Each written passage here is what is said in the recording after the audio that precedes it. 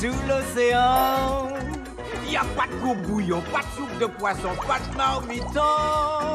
Moulate en bouillon, là on dit non. Sous l'océan, y a pas d'hameçon. On dit Bonjour. Bah oui, ça nous rappelle de bons souvenirs, cette petite chanson quand même c'est la petite sirène ou je sais pas quoi. Bleu, l'océan, je viens de percuter qu'il avait laissé sa petite tasse pour soutenir les Bleus qui rentrent dans le mondial de football. Bonjour Natacha. Bonjour. Alors demain, comme chaque 8 juin, depuis 27 ans maintenant, à croire que ça ne sert pas à grand-chose, on va célébrer les océans. Je dis à croire que ça ne sert pas à grand-chose parce que c'est vrai que beaucoup de progrès n'ont pas été réalisés, en tous les cas, à la hauteur de nos espoirs.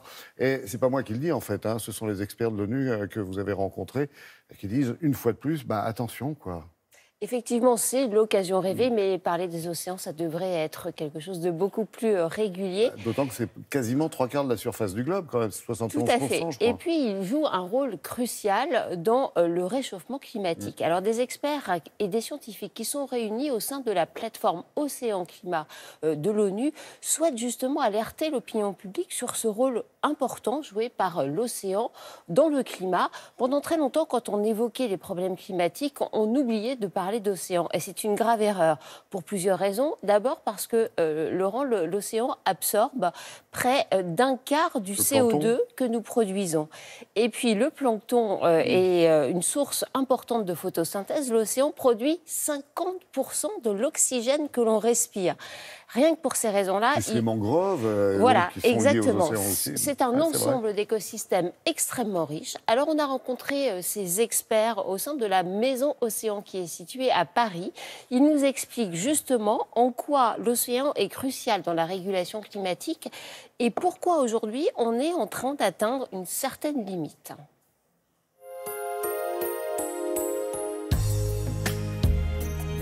L'océan est le plus grand régulateur du climat.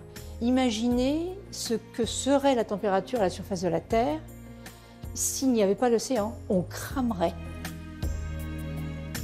Cet océan, en fait, il absorbe pratiquement 90% de la chaleur qui résulte des émissions de gaz à effet de serre qui sont à l'origine du changement climatique. Mais cette régulation ne suffit pas. La température sur Terre augmente et entraîne un réchauffement des eaux qui a de multiples conséquences. Un tiers des coraux souffrent de blanchissement, de nombreuses populations de poissons migrent, des algues microscopiques se développent en masse. Tous les écosystèmes marins sont ainsi modifiés. L'accroissement de la température va entraîner la fonte des glaces. De l'eau douce va en résulter, qui va entraîner l'élévation du niveau de la mer.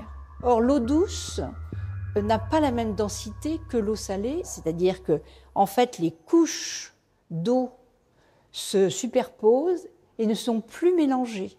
Et à ce moment-là, ce qui était la circulation de l'océan lui-même va être ralenti.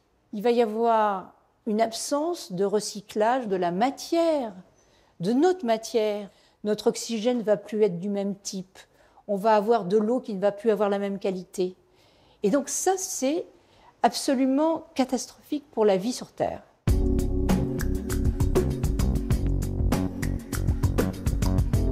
Depuis près de 12 ans, la goélette Tara sillonne les mers du globe pour mesurer tous ces changements.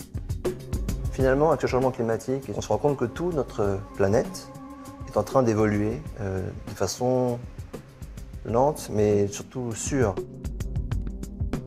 D'ici 20 à 25 ans, en été, on ne verra plus de glace au pôle Nord. En hiver, bien sûr, elle se régénérera, mais en été, on pense qu'elle va fondre complètement. Et puis, tous ces écosystèmes en Arctique, on n'a aucune idée de ce que c'est, on n'a jamais été voir. On va sans doute perdre beaucoup de biodiversité avant même de l'avoir décrite.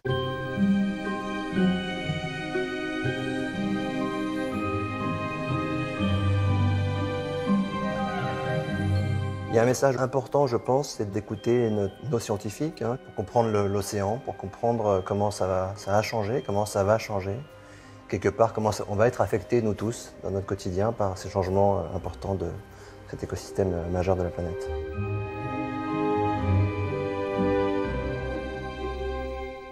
Voilà, reste plus qu'à s'occuper des océans. Bon, l'enjeu, il est vraiment politique. Ouais. Le prochain très grand rendez-vous, c'est novembre de cette année, la COP 25 qui va se passer au Chili, que les scientifiques espèrent être la Blue COP pour qu'on parle enfin d'océan quand on parle de climat. il va falloir que les nations se mettent d'accord sur des mesures efficaces et rapides.